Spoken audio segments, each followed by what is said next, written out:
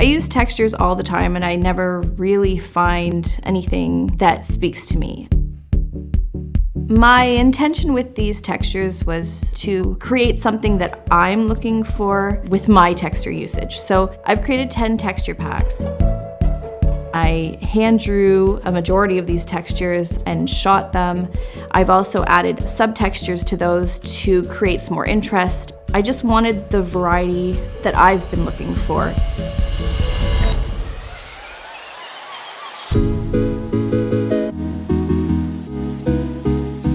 Between the color variations that I have in these packs and the noise and the patterns, I'm very proud of these packs. They really embody who I am. They represent my work really well. But ultimately, I want you to use them to create your own art and experience and just create something beautiful.